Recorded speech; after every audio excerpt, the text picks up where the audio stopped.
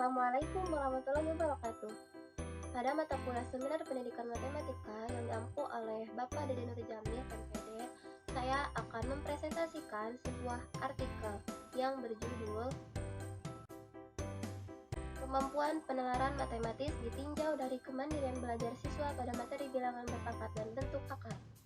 Perkenalkan, saya Reski Mutasida NPM 182151112, Program Studi Pendidikan Matematika, Fakultas Keguruan dan Ilmu Pendidikan, Universitas Siliwangi.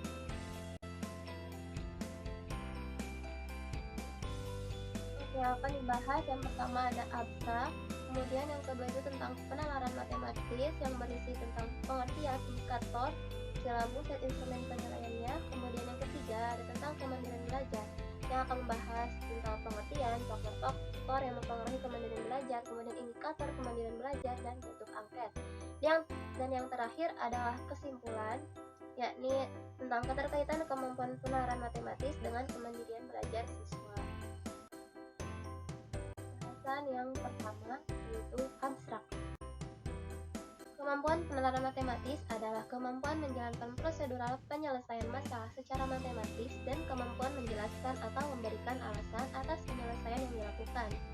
Kemandirian belajar adalah kondisi aktivitas belajar yang mandiri, tidak tergantung pada orang lain, memiliki kemampuan serta bertanggung jawab sendiri dalam menyelesaikan masalah belajarnya.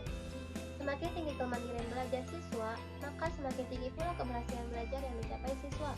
Kemampuan penalaran matematis merupakan salah satu penunjang dalam keberhasilan belajar matematika.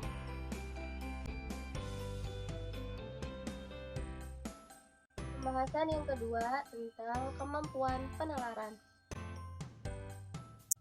Yang pertama ada pengertian kemampuan penalaran matematis. Istilah penalaran matematika dalam beberapa literatur disebut dengan mathematical reasoning. Yang pertama ada menurut Brody pada tahun 2010, mathematical reasoning is reasoning about and with the object of mathematics. Yang artinya, penalaran matematika merupakan penalaran mengenai objek yang berhubungan dengan matematika.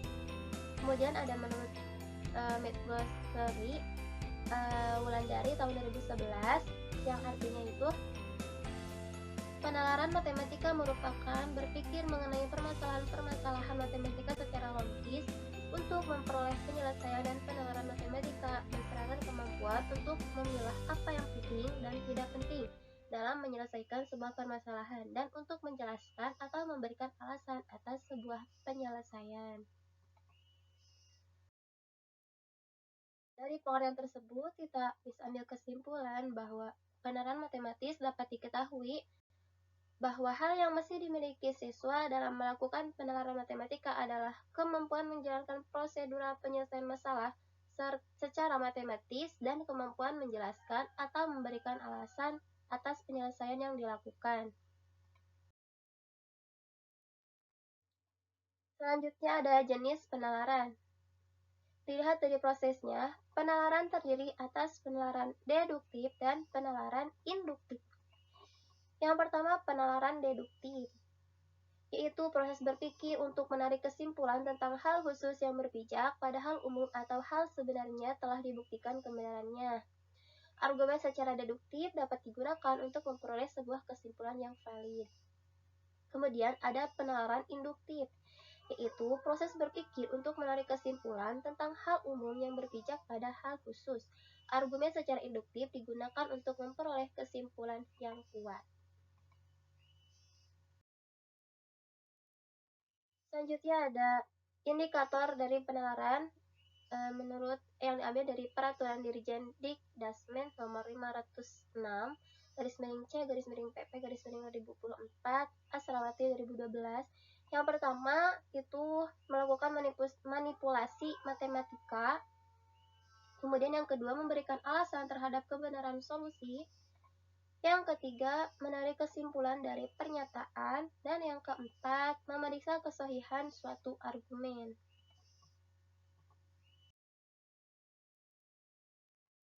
Selanjutnya, ada tabel pertama tentang silabus pembelajaran materi bilangan berpangkat dan bentuk akar.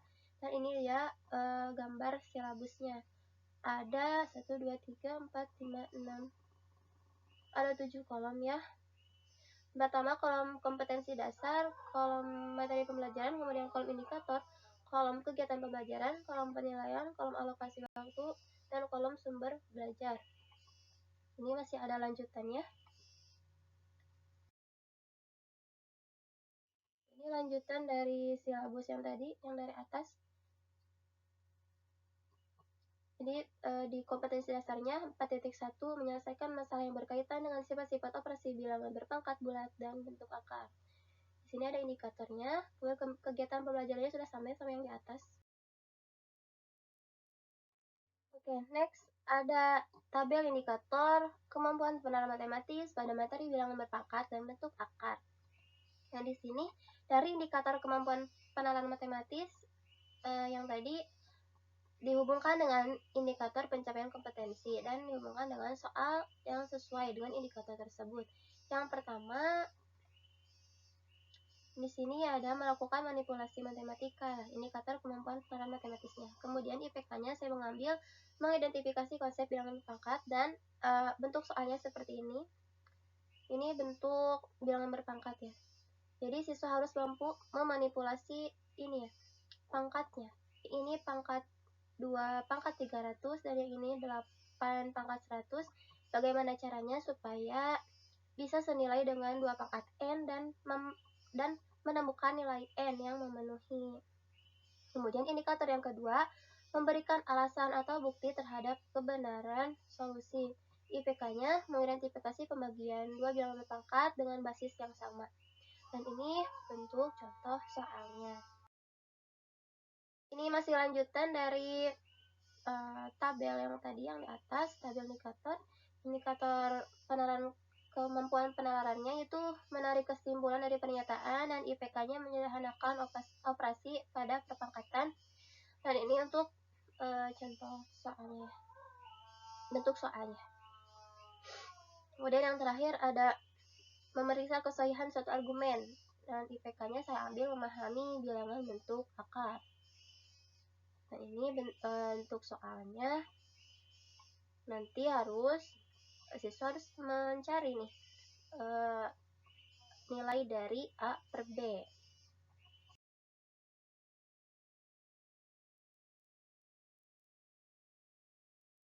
Dan ini merupakan lanjutan dari penyelesaian soal nomor 4 tadi. Didapatlah nilai dari A B-nya itu sama adalah 3/5. Karena di sini X pangkat 3/5 itu sama dengan X pangkat A per B. Pokok pembahasan yang ketiga tentang kemandirian belajar. Pertama, pengertian kemandirian belajar. Menurut Sugandi pada tahun 2013, kemandirian belajar adalah suatu sikap yang memiliki karakteristik berinisiatif belajar, mendiagnosa kebutuhan belajar, menetapkan tujuan belajar, memonitor, mengatur dan mengontrol kinerja atau belajar, memandang kesulitan sebagai tantangan, mencari dan memanfaatkan sumber belajar yang relevan, memilih dan menerapkan strategi belajar, mengevaluasi proses dan hasil belajar, serta konsep diri.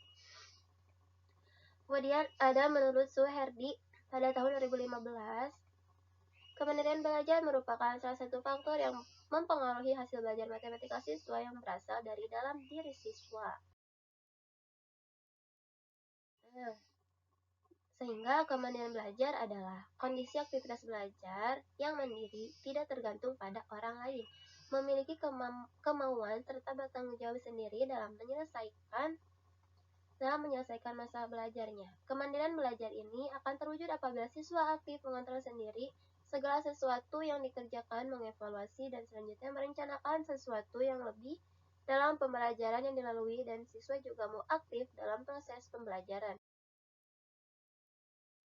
Selanjutnya ada faktor-faktor yang mempengaruhi kemandirian belajar. Jadi ada dua faktor. Yang pertama faktor internal dan yang kedua faktor eksternal. Sekarang faktor internal terlebih dahulu.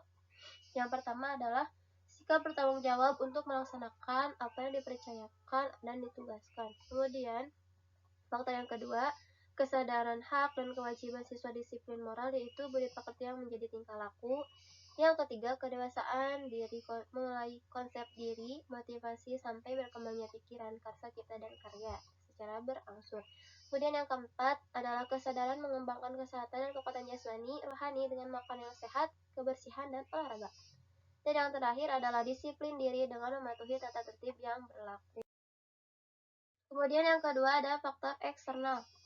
Nah, faktor eksternal ini berupa potensi jasmani rohani, yaitu tubuh yang sehat dan kuat, lingkungan hidup dan sumber daya alam, sosial ekonomi, keamanan dan ketertiban yang mandiri, kondisi dan suasana keharmonisan dalam dinamika positif atau negatif sebagai peluang dan tantangan meliputi tatanan budaya dan sebagainya secara kumulatif. Selanjutnya, ada indikator kemandirian belajar menurut Desmita pada tahun 2009. Yang pertama, adanya hasrat yang kuat untuk belajar. Kemudian yang kedua, mampu mengambil keputusan dan inisiatif untuk menghadapi masalah.